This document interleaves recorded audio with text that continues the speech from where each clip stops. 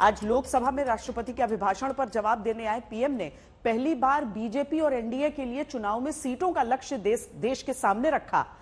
क्या यह सिर्फ एक चुनावी नारा है या फिर वाकई बीजेपी के पास इस बार 400 पार जाने का कोई ब्लूप्रिंट है?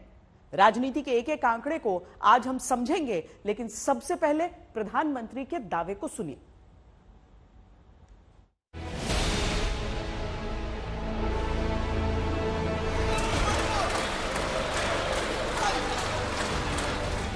...2024 के चुनाव से पहले लोकसभा में प्रधानमंत्री आखिरी संबोधन के लिए पहुंचते हैं। राष्ट्रपति के अभिभाषण पर जवाब देने का अवसर।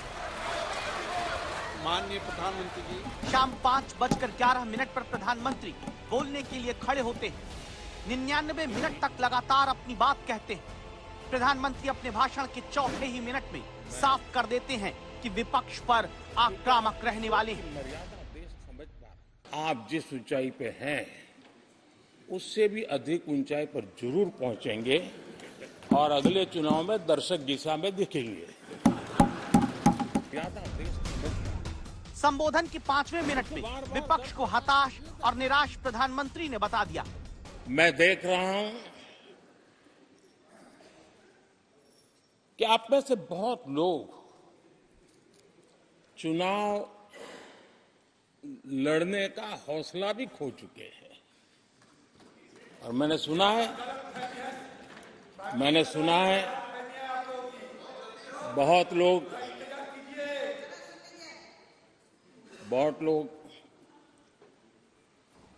पिछली बार भी सीट बदली, इस बार भी कुछ सीट बदलने के फिराक में हैं। इसके बाद राहुल गांधी का नाम लिए बिना कांग्रेस की दुकान पर ताला लगने का तंज कसा। कांग्रेस की दुकान, एक ही प्रोडक्ट बार बार लॉन्च करने के चक्कर में कांग्रेस की दुकान ताला लगने की नौबत आ गई है। फिर गंभीर रूप से विपक्ष पर गुस्सा जताया। पूरा नहीं है। कब तक टुकड़ों में सोचते रहोगे? कब तक समाज को बांटते रहोगे? सब सीमा करो। बहुत तोड़ा देश को।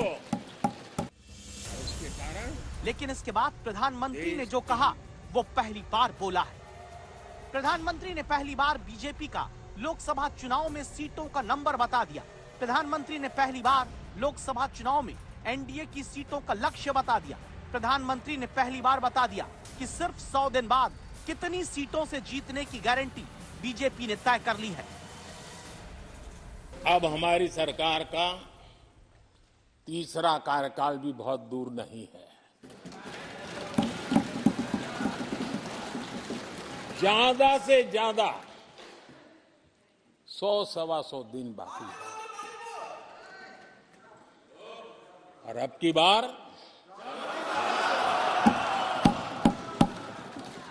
पूरा देश कह रहा है अब की बार संभव है कि आप कहें कि ये तो पहले भी कहा जा चुका है, इसमें नया क्या है? तो नया बीजेपी के लिए 370 सीटों का तय लक्ष्य, नया है एनडीए के लिए अब की बार 400 पार का सेट टारगेट। गारंटी है। देश का मिजाज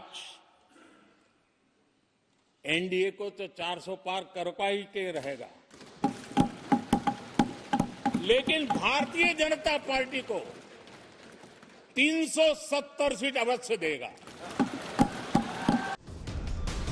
इस बार प्रधानमंत्री ने अकेले बीजेपी के लिए ही 370 सीट और एनडीए के लिए 400 के पार की बात कही। बीजेपी ने 2019 के लोकसभा चुनाव में 303 सीट जीती थी। बीजेपी के सहयोगी दलों ने 2019 में 50 सीट जीती थी। इसलिए 370 का नंबर फिक्स करके 67 और सीट जीतने के लिए बीजेपी को ये सीटें कहां और कैसे मिलेंगी? आपका इतना बहुमत है, अब तो पहले 330, 334 की, अब ने तो 400 पार हो रहा है।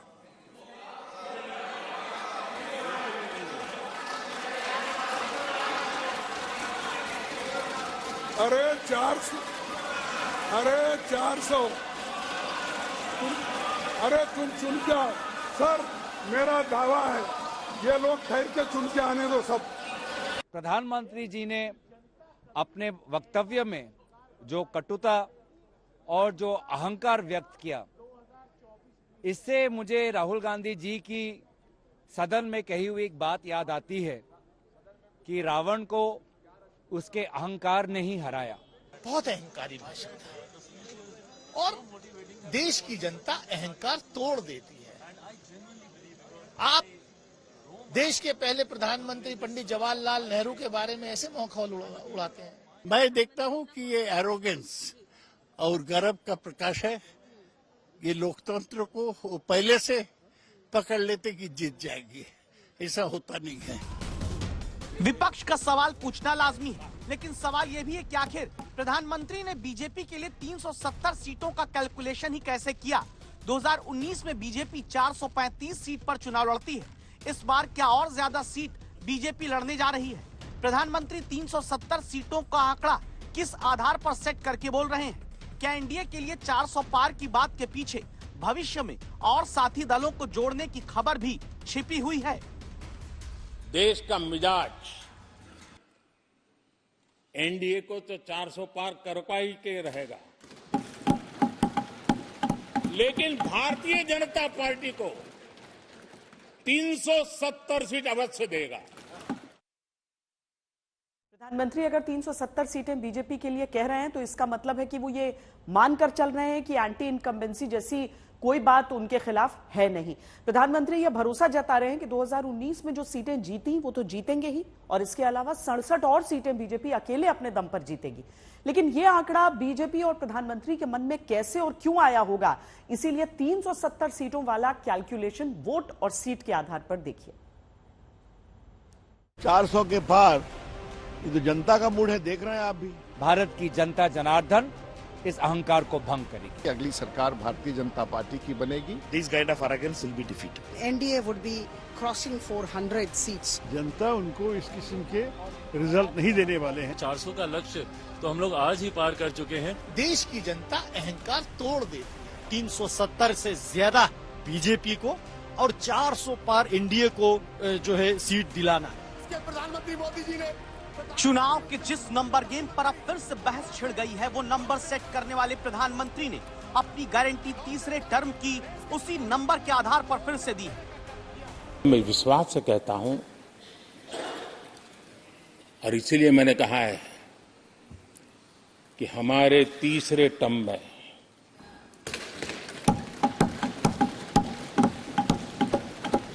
भारत दुनिया की तीसरी बड़ी आर्थिक ताकत बनेगा।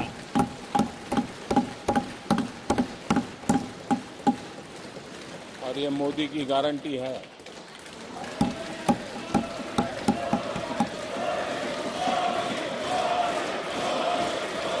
लोकसभा के भीतर मोदी के नारों के बीच अगर 370 सीटें इस बार के चुनावों में जीतने के दावों को एक एक करके कैलकुलेट करके देखें तो 2019 में बीजेपी ने 435 सीट पर चुनाव लड़ा और 21 राज्यों में 224 सीटें 50% और इससे ज्यादा के वोट के अंतर से जीती। यानी बीजेपी 2019 में करीब 50% अपनी सीट 50% वोट से ज्यादा हासिल करके जीत चुकी है।